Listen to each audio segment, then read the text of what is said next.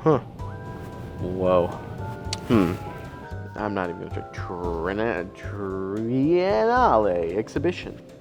Hot damn. Voisin. Delage. V12 engine. Ash. No, mahogany. Whoa. Furniture. Huh. What? Oh, man.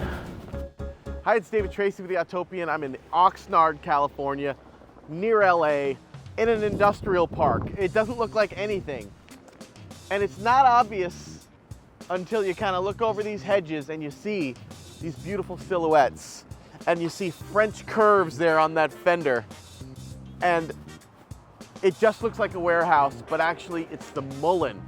It is just an incredible piece of automotive culture that has been in LA for 15-ish years and is now going away. It'll be gone forever, but before it goes away, we're gonna show you what it's like. And it is a place that gives you goosebumps when you step through the front door.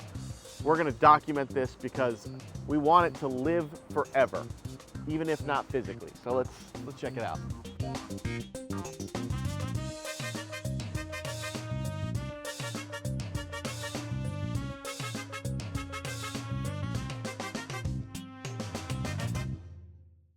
This is a sculpture. I think it's called the DS Rocket.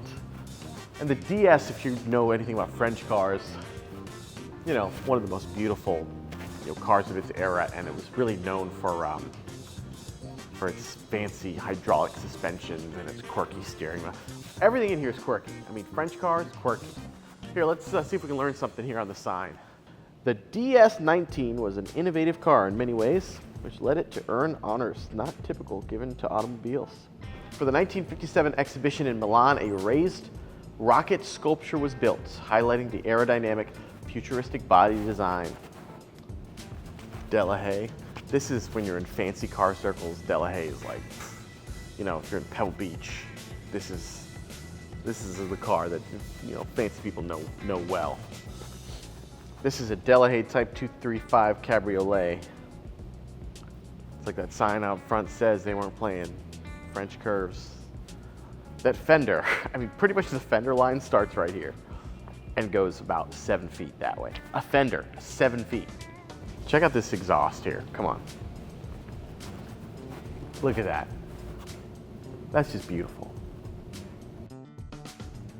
Wow. The Tatra over there, I think that's a Tatra.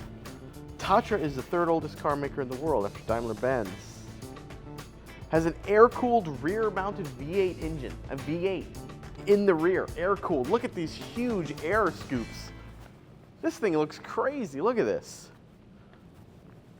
Voisin Type C30 Cabriolet. This is called a semaphore. So back before the turn signals as we know them today, you would have an ejectable semaphore. And this would actually say, okay, it is basically like a big flag that sort of comes out and says I'm turning left. This one also seems to have some lighting element too. You see this?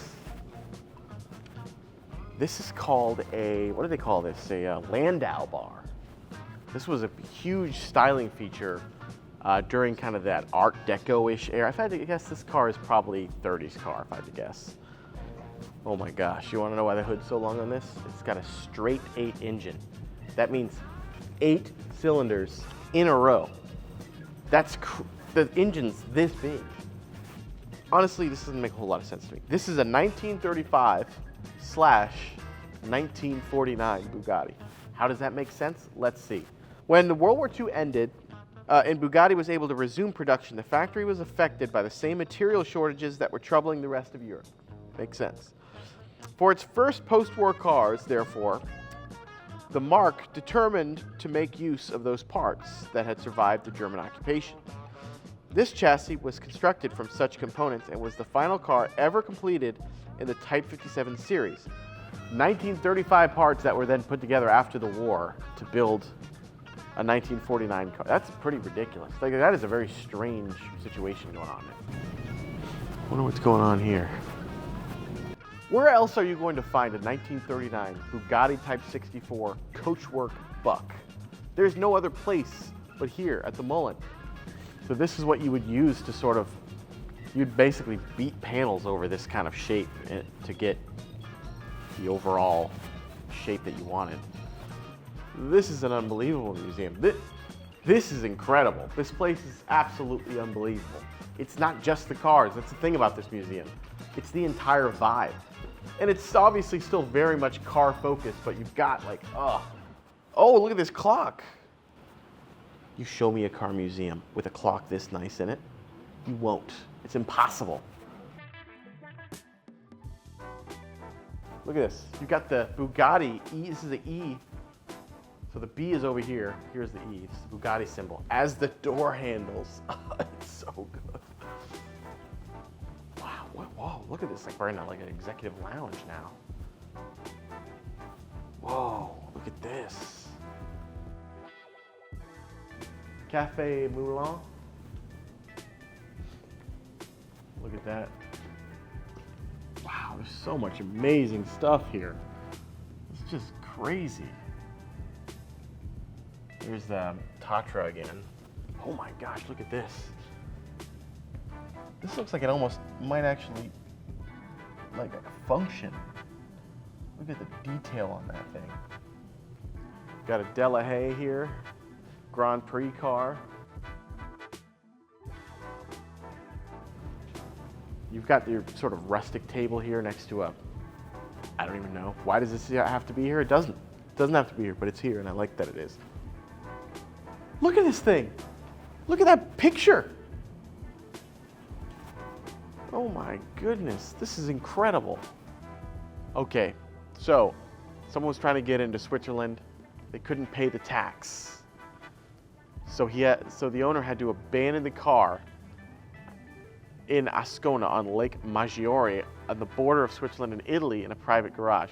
After years, Swiss officials were required by law to destroy the car and elected to do so by pushing it into the lake. However, attaching 35-foot chains in the event that there was a future need to retrieve the car, that's a great way to raise money. Hey, we know there's a gold mine on the bottom of this lake. We'll grab it. We'll auction it off. That's good. Now that's clever. Look at this thing. Check this out. Like this, some of this stuff is art itself. I mean, these are ads and they're gorgeous. Here's a map expedition Citron Central Asie. It looks like some sort of expedition through Central Asia. I'm not sure what this is all about. Some sort of meeting room, some sort of boardroom vibe here. This is a sculpture made of bronze. Bugatti Type 35 Grand Prix bronze sculpture. Wow, this is just like the stuff that's here.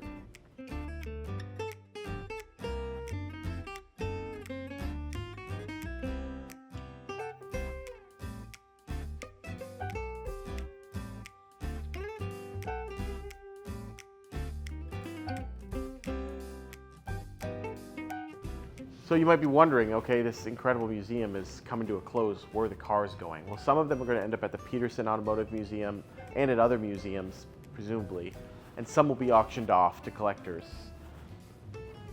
So, don't be, upset about cars going to the junkyard. That's not going to happen. Still, I can't help but be sad the fact that the museum itself is closing, because museum isn't just a collection of cars.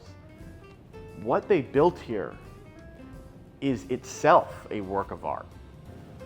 It's just a whole presence, it's a whole experience that is going away. And that's a shame, but I think at the same time, what a blessing that this was here in the first place for people to enjoy. Yeah, we're gonna miss it. We're gonna miss it when it's gone. I'm ashamed I didn't stop by sooner and show all my friends, because this is really incredible.